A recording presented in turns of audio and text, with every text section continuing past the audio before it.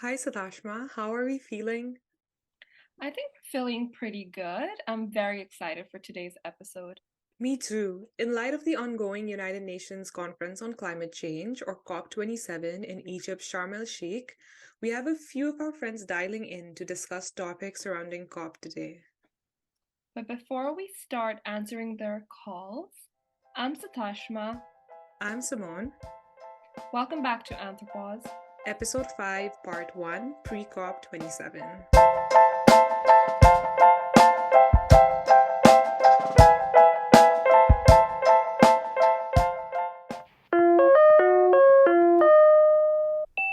Hi, Julia. It's so good to see you. Let's start this episode by talking a little about you. Where are you from? What have you been up to? Let's hear a little from you. All right. Thank you so much, Simon. My name is Giulia, and I am currently living in Vancouver, but I'm from Europe, specifically from Italy. And I'm a graduate student at UBC, at the Institute for Resources, Environment, and Sustainability. I am really passionate about energy policy, climate, basically everything that concerns sort of like at the intersection between politics, energy, climate, the environment. 2 weeks ago, I was at the LCOI, like the local conference of Youth Canada, and I have to tell you that that was pretty awesome. It gave me a lot of hope. Sometimes academia can get really frustrating, and you just get home and you just want to lay on the couch all day thinking, oh my god, like, are we actually doomed? But when you go to conferences like the local conference of youth, and you see a lot of grassroots movements and a lot of activists, and you see that there is actually a lot going on, it really gives you hope. So I guess just to start all of this with on a positive on a positive note, I guess I am hopeful. So you're definitely going to be our energy person for this episode. So let's get right into it. Let's talk about the energy crisis. Okay. So in 2022, that's been a big thing. In the past year, European Union countries like Germany, Italy, Netherlands, to name a few, announced plans to extend the lifetime of coal plants, reopen those that have been closed, and also just to like lift the cap on coal burning hours. This was not anticipated at all, right? So how do you see the European Union, like how do you see them get back on track? Do you see them get back on track? What do you have to say about this?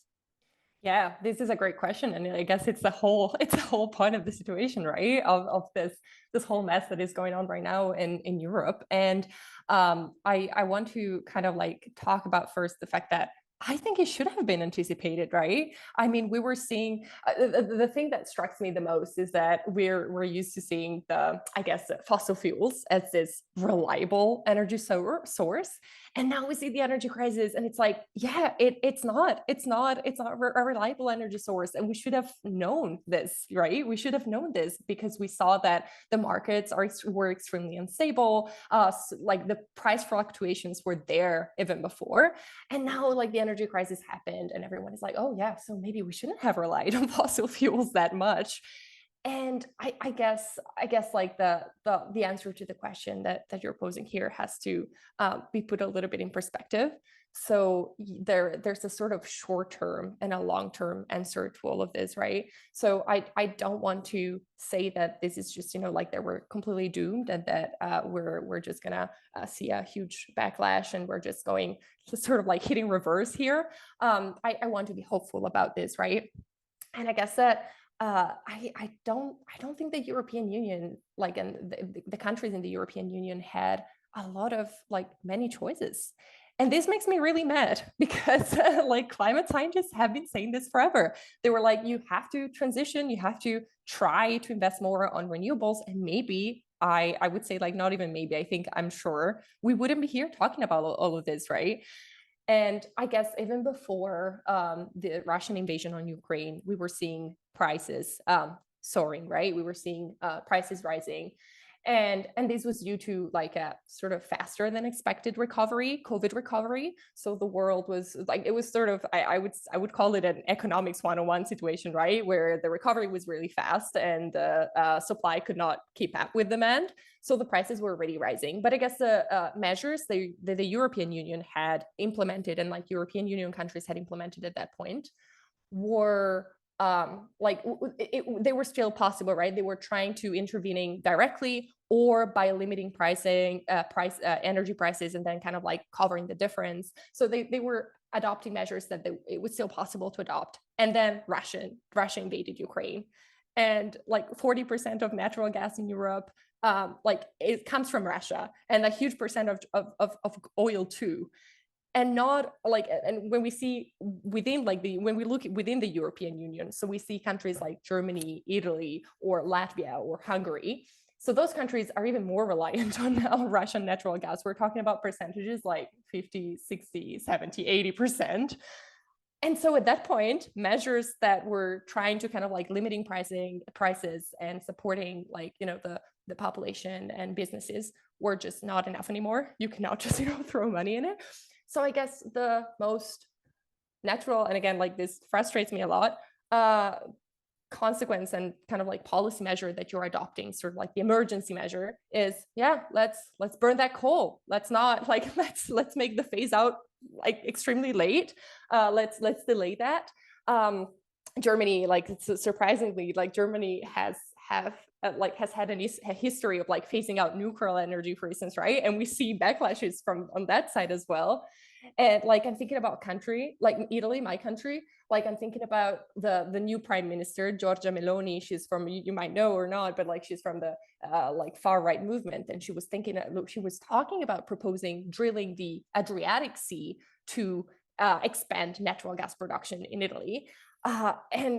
And this is like, you know, it is concerning. And you're like, what is happening right now? What implications is that going to have on greenhouse gas emissions and on the future? But then on the other side, I think another thing we're seeing in Europe right now that I think it's concerning is the fact that they're struggling, they're suffering a lot. I was reading this report that was mind-blowing. Like I think it was from the University of York or something like that. It said that by January 2023, like 3/4 like of the UK population will be fuel like in fuel poverty, or like so burdened by like these prices. And like more than 80% of these people are like retirees, so people that are retired, so old people, vulnerable people, or single parents with children. So you see how this is also a matter of, you know, the population, like people, the vulnerable side of the population, really bearing the burden of this rising energy crisis. Countries in the European Union are fearing that people are going to protest, and they're going to be, you know, like uprising. And if you think about like the Gilets jaunes, the movement in France, right, that was a consequence of a high fuel tax, like we're fearing that, because that might, like the consequence of that might be that eventually it becomes even harder to transition, because people are like, no, it's expensive. It's so expensive. We don't want this. We just want our government to support us. And I guess we'll touch upon this point when we talk about maybe like COP27 and the implications of all of this for COP27 as well. But I guess that the main point is, yes, on the short term, I guess the governments didn't really have a lot of options, because they should have, you know, woken up before and said like, yeah, let's switch to renewables, let's invest more, but they didn't. And again, I'm so mad. Like Italy, like we're a country which is pretty much the opposite of Vancouver, right? Like it almost never rains. There's so much sun. We should have invested in solar, and, you know, tried to really be one of the first countries to do that, and we didn't. And now we are in this situation, right? But on the bright note, because now I guess I touched upon the very negative side, but on the bright note, what I think is that like if you look at the European Union plan, like Repower EU, so this is a plan that yes, like they want to diversify supply. So they're saying, yeah, let's get natural gas from countries in North Africa, like Algeria, or let's get natural gas from Azerbaijan or Norway, other countries, right, to diversify supply. But what they're also doing is like in trying to improve energy efficiency and investing massively on renewables in the long term. So I guess we really have to look into this and sort of like, this is a short run, this is a long run. And in the long run, I think the energy crisis was a huge awakening call. It was like, no, fossil fuels are not reliable as we thought they were. And you need to transition. You need to like, this is also kind of goes hand in hand with your energy security. You value your energy security so much as like Europe and other countries like US, every country. So, like this is a strategy.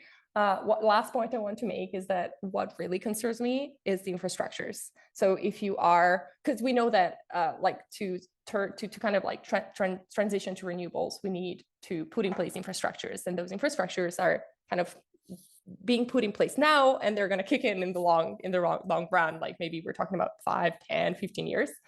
But if you are planning on something like to do something like Italy that is planning to, increase kind of like natural gas production, you have to put in place infrastructures, and those infrastructures will be functioning in the future as well, right? So you're like, okay, what does it mean for the transition? Like, yes, you have a long-term plan to transition to renewable energy, but now you're reacting by maybe putting in place infrastructures that will be potentially lasting for a long time. So and that potentially in the long run is going to hamper your attempts and your attempts to transition to renewable energy systems. But I was reading another report from the International Energy Agency that was saying, yeah, no, this energy crisis is actually kind of like the push that we were waiting for to say, yes, we are switching to renewables.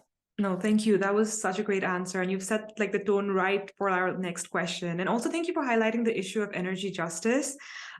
Please send us the report you were talking about, the fuel poverty in the UK. We will link it in our bio. And so again, on the other hand, the US responded to the energy crisis with the Inflation Reduction Act, Japan with the Green Transformation Program. So like what you were talking about, it might be the right event for like pushing more renewable sources. But again, what Sudashma and I observed is that most of these acts are from global North nations. What do you foresee COP's role to be in addressing energy poverty and global inequality in energy access? And this is the second big question, right? The whole huge inequality between how sort of like the global North is perceiving the energy crisis right now and how the global South is. And again, all these media and press releases that focus mostly and mainly on the global North. And this also makes me mad. There are a lot of things in these energy questions that really make me mad, because it's like, this is a first ever, or at least that's how they have defined it, that this is a first a global energy crisis. So it's not like a crisis that is just affecting Europe, although yes, the crisis kind of started there with the whole Russian Ukraine situation. But this is a crisis that is affecting everyone. And I guess it's a result of how highly globalized our world is right now, and hyperinflation that is really touching everyone. Like, it's not like no one is excluded. Prices are soaring for everyone, right? And on top of that, we know that developing countries are often those that are hit most by climate change, although they haven't provoked it, they haven't caused it. So this again raises questions of justice. And I know in one of your episodes of your podcasts, you talked about the recent floods in Pakistan. So you have countries like Pakistan that right now are dealing with an energy crisis, so soaring prices for energy, high food prices, because we know that there's a connection between energy and food and the food system, because again, of like this whole globalized world and the cost of fertilizers, et cetera, et cetera. And then you're also dealing with the consequences of climate change. So and this is somehow like almost ironic, because you have this global North countries that are putting so much money and investing so much money in trying to make their economies like kind of like stand and support their population. And then you see developing countries that are asking and have been asking forever, we need climate finance, which is a huge question for these negotiations. I guess like the two main question marks and the two main themes of these negotiations will be, on the one hand, climate finance, and then loss and damage, right? We have seen in these climate negotiations, and finally they came to the agreement that we need $100 billion a year of climate financing, which has not been like reached at all. We're not even close to putting how much money like we actually need. So And again, yes, it raises the question that we've been hearing forever, which is how can you how can you expect developing countries to transition to clean energy systems when you have like, colonized, extracted, and now you're expecting them to like, transition. And it's something that blows my mind every time.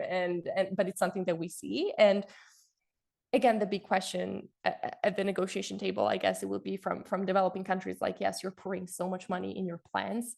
We're talking about, I think like it was $380 billion from the US for like their plan to reduce emissions. And then you cannot get us like 100 billion a year for what we need, like for everyone, kind of like to be distributed between countries that need it. And I guess that makes developed countries lose also a lot of kind of credibility, right? Especially given the fact that, as we were mentioning in the first question and the first part of this conversation, you see that developed countries are responding also by increasing the production of fossil fuels and by relying more on coal instead of phasing it out. So that also makes developed countries lose a lot of credibility. And another concerning data that I was kind of reading and seeing is that for the first time in a decade, or like in decades, like people that do not have access to electricity have increased.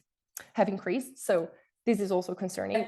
And again, this raises a lot of questions of what are really our priorities at COP27, because right now, unfortunately, I do not see like that, supporting and helping developing countries is a priority for a lot of the global North countries. It's like more, okay, let's try to kind of calm this soaring, skyrocketing prices for our people, because like we need to get to energy security, et cetera, et cetera. But the attention that is given to developing countries right now, I don't think it's enough. It's the one that we need right now to kind of, turn to completely transform our system, as we would need to do. As we've heard a lot about climate justice and energy justice in general and equity, I think like people tend to associate the fact that like a renewable energy transition will necessarily be just. I don't think this is, it's not a necessarily thing. Like we need to make it just, but it's not that if we switch to renewables, it's going to be just. We really need to make it happen. But it's not sort of like a magic formula that, oh yeah, we're transitioning to a clean energy system and therefore we'll have a more just system. No, like you have to make it happen. Otherwise you'll be, again, lost in this capitalist extractive economy that will extract everything that we can in terms of raw materials to the benefit of the global North, while the global South is still struggling with basic needs. I guess what we really have to see and pay attention to in these COP27 negotiations will be like whose voices are out there, like who has the biggest voice, like who's able to really make their points being heard on the negotiation table. Because the risk again is to have global negotiations that are dominated by the global North, and it's kind of like them dictating the terms of how climate financing is working, how the loss and damage is working. I have thoroughly enjoyed everything that you've said. I think you were very realistic. You were optimistic. You definitely highlighted things that we should be concerned about as well. The topic of energy can be daunting for a lot of people, but thank you so much for explaining it very simply. And I think our listeners will really, really, really like everything you've talked about today. So thank you so much for simplifying everything and making it super clear. Thank you. Thank you so much for talking about it.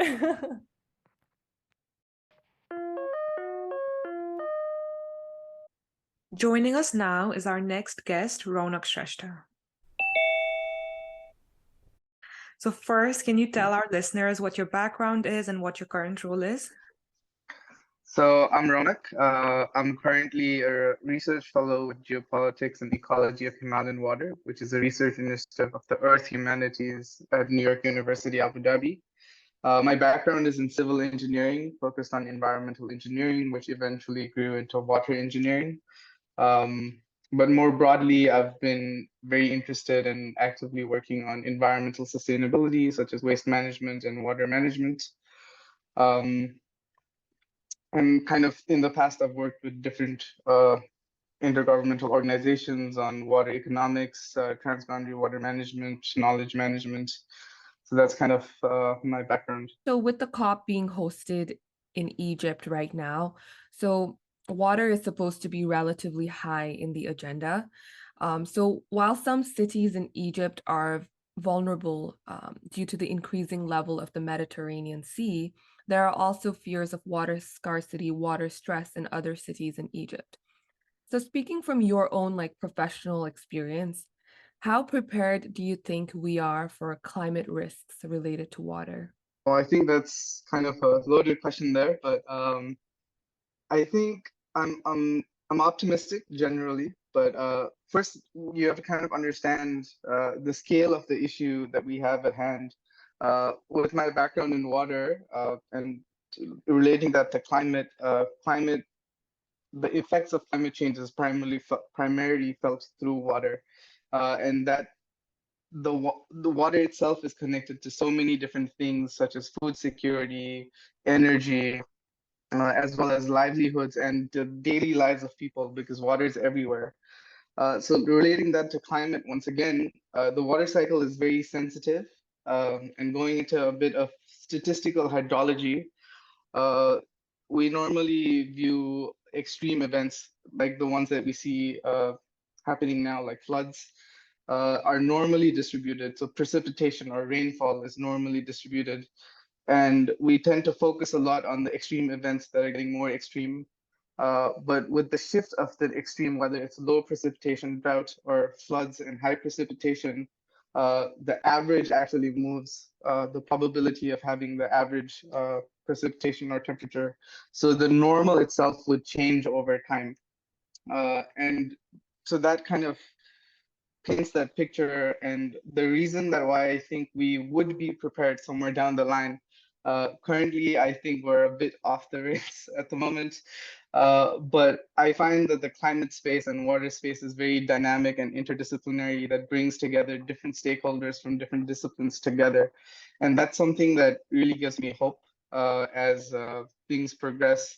And it's very important to include these different stakeholders in the conversation, such as youth and women, because we simply cannot afford to not have them and have their talents and perspectives drawn into the conversation of managing climate risks. Uh, and it's also dynamic in the sense that there's a lot of different actors. There's a lot of lawmakers that work on like transboundary management or transboundary climate risks. But at the same time, we also need economists to make climate finance more viable.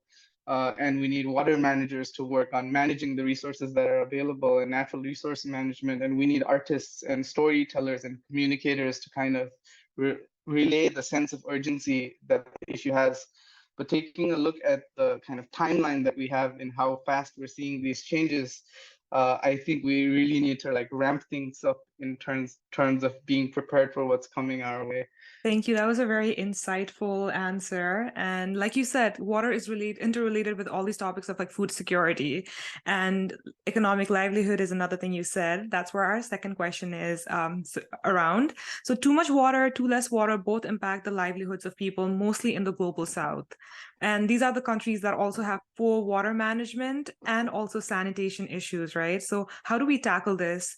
Can water management go hand in hand with climate adaptation? So firstly, the availability of water varies on a temporal and spatial scale. So it's kind of, there's two scales to how we look at it. And in terms of sustainable development goals and SDG 6 in particular, I think in 2021 or 2020, there was an assessment of the progress towards the goals for 2030. And the water goal is off by at least 2 times. And I think some of those sub-indicators are off by, I think, 8 times for transboundary cooperation, from my understanding. And that kind of paints the picture of where water management is now. And management does go hand in hand with climate adaptation. The NDCs that have been revised in the past few years, they feature water more prominently, and integrated water resource management, which is SDG goals 6.5.1. Really focuses on bringing the different stakeholders to the same table to have a conversation around industrial use for water, agricultural use of water, water for energy, water for food. And I think water management and adaptation go hand in hand. When you look at the NDCs, for example, water is more prominently featured in the adaptation section of those NDCs. And as countries are now adopting their national adaptation plans where water is prominently featured, and IWRM as a concept really integrates into the adaptation scheme, because you can't manage water well without the management plans being climate sensitive, because otherwise it just doesn't make sense and isn't good water management from my perspective. So water management has started to incorporate climate as kind of one of the major factors. And that's kind of, so they support one and another. So climate finance comes into adaptation for water, and that slowly goes towards better water management at the same time. And I think we also have to recognize the indigenous knowledge systems that exist in the water space that support water management, and I think would support climate adaptation at the same time, because the individuals and community members that actually live on the ground and are at the forefront of the crisis and face its impact the most also have the best understanding of the space that they inhabit. So I think it's very important to have multi-stakeholder dialogues, for example, and have this discourse. It'll be a very messy process, but still that would lead to kind of solutions that would actually work and help in climate adaptation while simultaneously supporting water management at the same time. Mentioned climate finance, and Stashma and I have been talking a lot about climate finance and how it's pretty high on agenda for COP27 as well. So I just wanted to ask you, where are we with water financing and things like that? Just like, is it something that we should look forward to at COP? What do you think is going to come out of it regarding like water financing? So water financing in general, when you look at it, in terms of the SDG framework itself, water finance is kind of an area where countries score the least out of all the other indicators. So it's starting to be a major priority in the water world to prioritize financing for water interventions, including climate finance for water. So it is very high on the agenda. But something that also needs to be recognized is that the water sector is also a user of energy. So at the same time, water utilities have this potential to support climate mitigation, as well as wastewater treatment using byproducts as fertilizer. So there's a lot of things that can also help in mitigation, which needs to be recognized more strongly in the nexus between water, energy, and carbon. But there is an increasing emphasis on adaptation now, and we're getting to that balance of like emphasizing on supporting the communities that face the impacts of climate. And the big conversation there is loss and damage for this year, I think. And that's going to be a big output that I'm waiting to see what happens.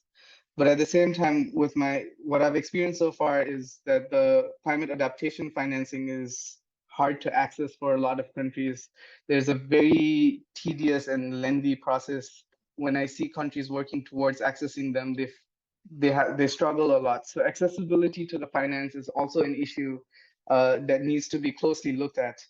And in the same process, again, going back to stakeholders, it's important to include them in these processes and how they're going to be shaped, because they're the ones that are going to implement it and work on it, but also face the impacts or opportunities that they present. So there's also things such as the global goal on adaptation that was talked about in COP26, which they'll be following up now, as well as there's also a third pole process, which the Arctic Circle started in collaboration with the UAE. This is more to create a network of researchers around the Himalayas, which I'm also looking forward to see how that shapes. And the biggest kind of water conference is going to happen in March 2023 in New York. And I think the COP27 will kind of provide some momentum in realizing water goals over time. We talk so much about like adaptation, so kind of to like dial it back a little bit, and also for the sake of our listeners, so Raunak, like, how do you define adaptation? And we're honestly like, one of the reasons why we're asking this is because for our next episode, like in December, we will be covering heavily on loss and damage. And I think that you'd really help us set the scene. So how do you define adaptation? So adaptation is kind of, it's changing according to the new normal. So there a lot of different concepts come into adaptation, and one of interest, I think, would be resilience. And resilience has like a ton of different definitions depending on the discipline that you look at. And I think resilience really supports adaptation in the sense of it's not just adjusting, but staying into that new normal and being okay with it. So adaptation is kind of the process of changing to a new equilibrium and being okay in it, I guess, in plain terms.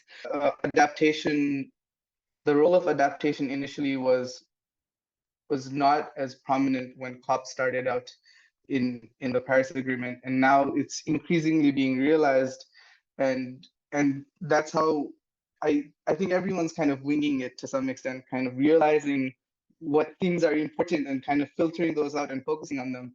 So it's the right direction, but it's just that sense of urgency that's being recognized, but also needs collective action to follow that up. So I think that's kind of where we need to work on the most in terms of adaptation. I totally agree with you. I feel like Simone and I want to ask you like 10 more questions, but we have other people joining us as well. But thank you so much, Raunak. Thank you for your time. Thank you so much. And I'm so excited to follow more like water news at COP27. And I'm sure our listeners would really appreciate what all you've taught them. I think it's Maria joining us now. Okay. Hi, Maria. It's so good finally to have you on Anthropause. You were one of the first few to know about Anthropause, and I'm so excited you're here.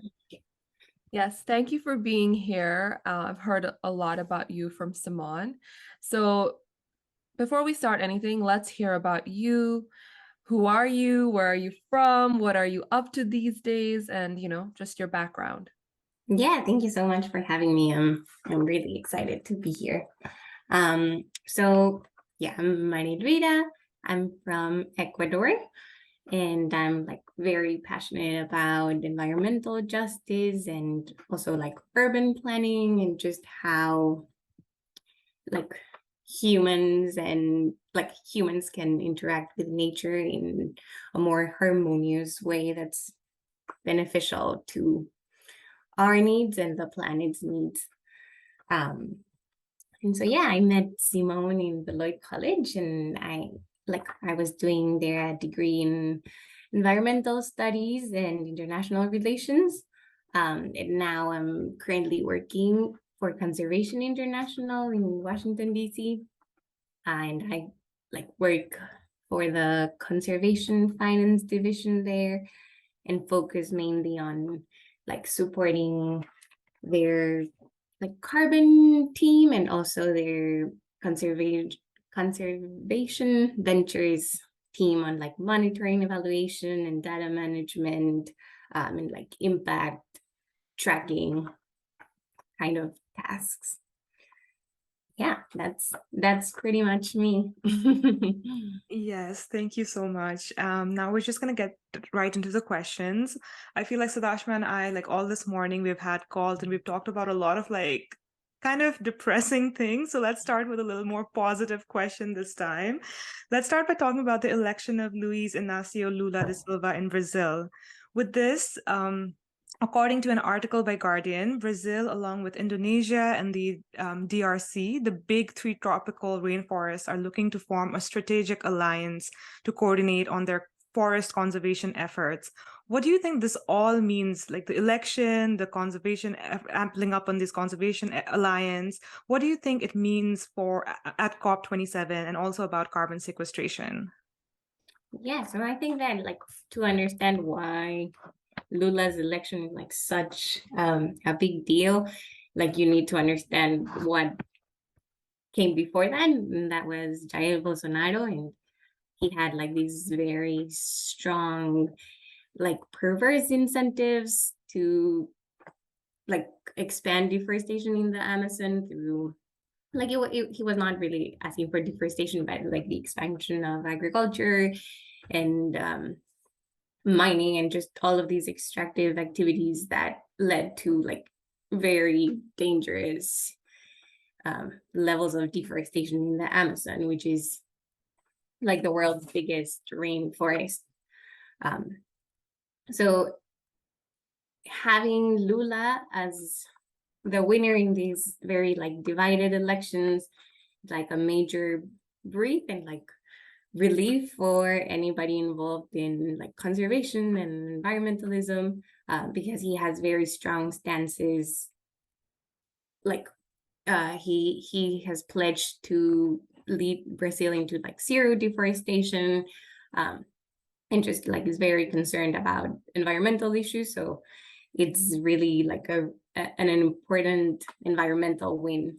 And also Brazil, like this is important like in a global level, because Brazil has like the potential to provide like about 49% of the voluntary carbon market demand.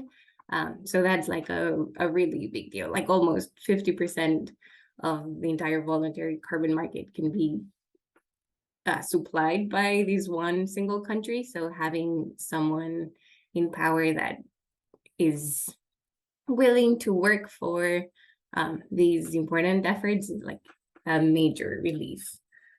And then with the announcement of like working with the other three major rainforest nations, like Indonesia and the DRC, I think it just brings or shines a light from the international community into these initiatives, and that also like will probably increase the support that they get, and that ultimately leads to like the success of these efforts. Would you be able to define what carbon market is for our listeners in simple terms? Yeah, so the carbon market is still like an ongoing process of being created. Like one of like why COP is also so important is because COP is trying to set the guidelines and structure for what the carbon market would actually look like. And then there's also like that divide between the global carbon market and the voluntary carbon market. So what countries pledge to do and like what countries commit in terms of like emission reduction.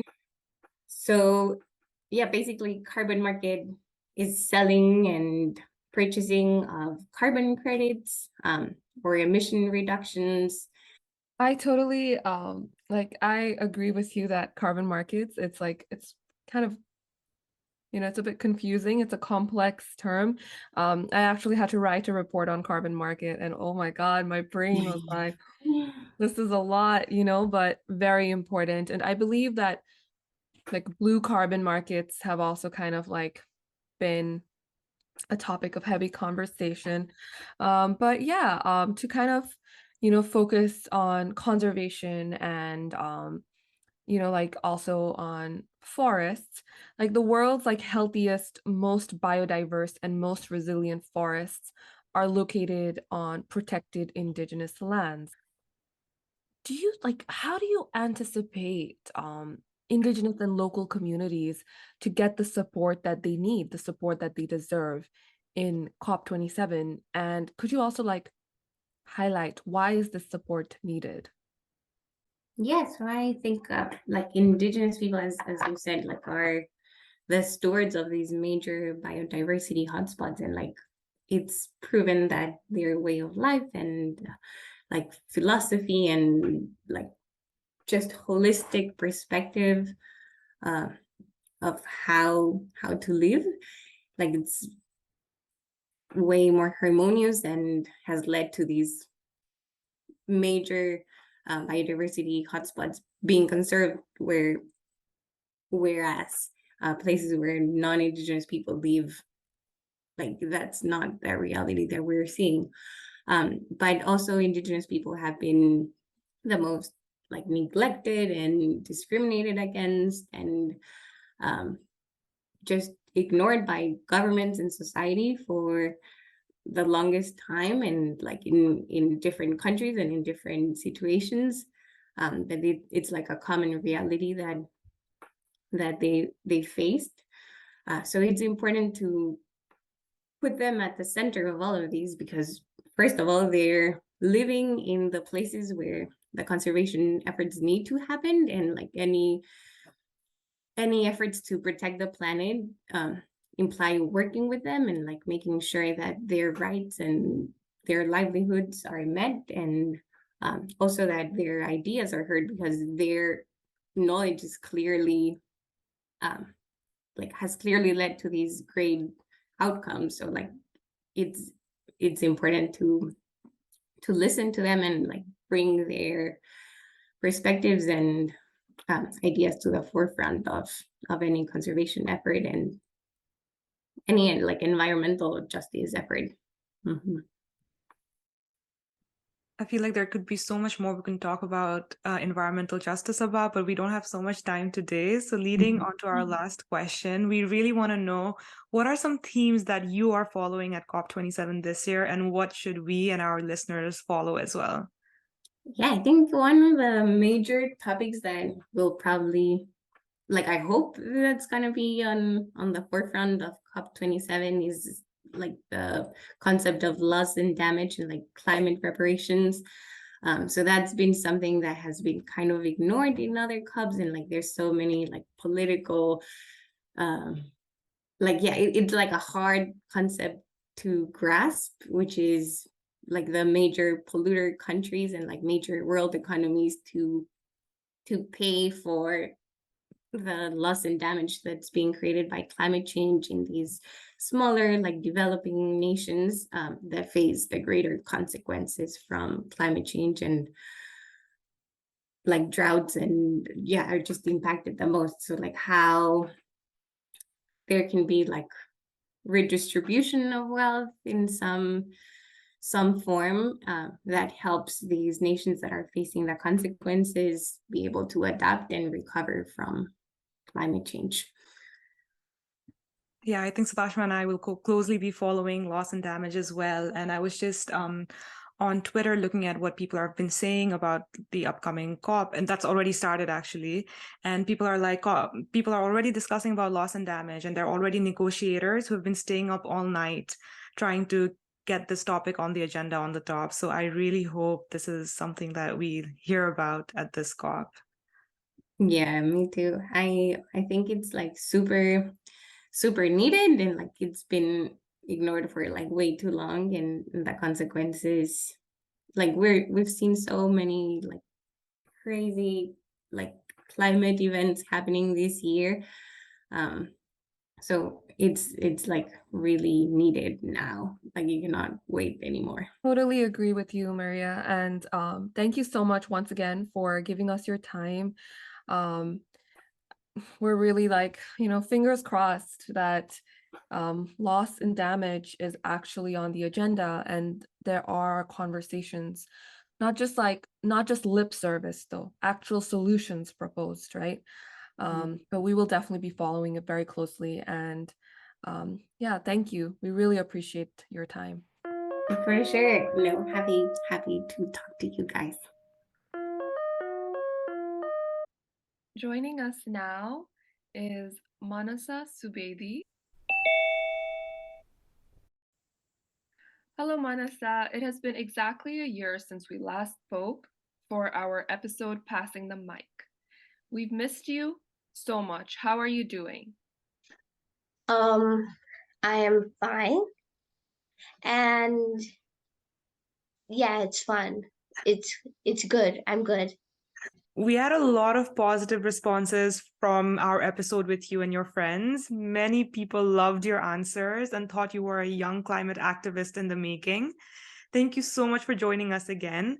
How is school? What grade are you in now? Tell us a little about what you've been up to.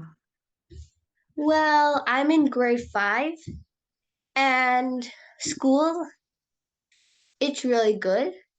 Not counting the homeworks and stuff, but otherwise friends and teachers, they're really nice actually. I'm so happy to hear that. I remember grade 5 used to be so fun. One of my best years of my life for sure. So should we get right into the conversation? Sure. Okay. So Manasa, what do you know about COP27? Like, have you heard about it before? You know, does your family, like, do your family or your friends talk about it? Um, well, I've heard about it in the BBC News, and my family, they don't really talk about it. So what I know is that it's an international climate conference, and the world, most of the leaders of the world will be there to make plans to tackle climate change. And there won't only be leaders, there will also be activists and scientists and even some young people. You did mention there are a lot of people going to COP, especially young people and young professionals as well. So what do you think is the role of children and youth? What do you think the role of them should be at conferences like this? Well, I think they should come. I mean, they should know like they should know what the leaders are going to plan and everything. And if they want to, they can share their views. I agree. So I remember that in our episode like last year, you were very like passionate about delivering the message that the climate crisis is like a child's rights crisis, you know? So a year later, what do you think about this statement? So, Well, I think that because child rights is about getting food, getting health services, being safe, let's say, like the right to live. So, climate change, it's been affecting this. Like, if with climate change, it's harder to get food. It affects farming, and a growing child won't be able to get food, so it needs to be healthy. And secondly, it won't it this world because of climate change, it might lead to wars. So that child, it will be very dangerous in the world. And not only will it be outside, but inside they'll feel scared and kind of depressed. so what, like, are you optimistic? Like, or do you feel scared thinking about climate change still? Because I remember last year you did sound optimistic and you were very encouraging. So what is your perspective now? Kind of do feel I mean, do feel scared. Like, it's been leading to so many things and so many dangerous things. I mean, right now the world's so cool and climate change is one of them. All I hope is that we will find something to deal with it. Like, so at the same time I'm feeling scared, and then I'm also hoping for something better. Something really better. Thank you for such a positive message. So last year when the COP happened in Glasgow, last year they did not prioritize children in their agenda at all. Let's say you were representing Nepal at COP this year. What would your message be to the world? I would say, since this is a message that um is addressing to grown-ups mostly, I guess, because they're the ones who are causing it. So I would say that this has been a problem for many years, and our actions till now haven't been enough. So we should work harder and we should act now, because if we don't, our planet's going to be as lifeless as the others.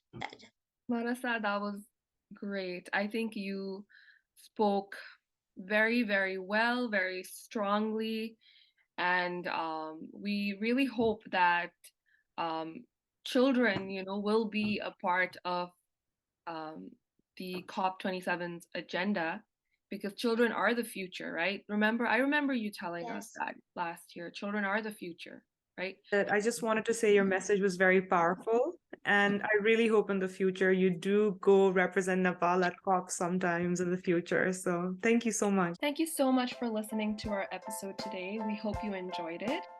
Episode 5, Part 2, Mid COP27, will be out next week.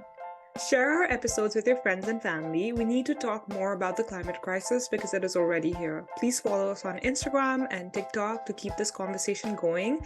Links will be attached below.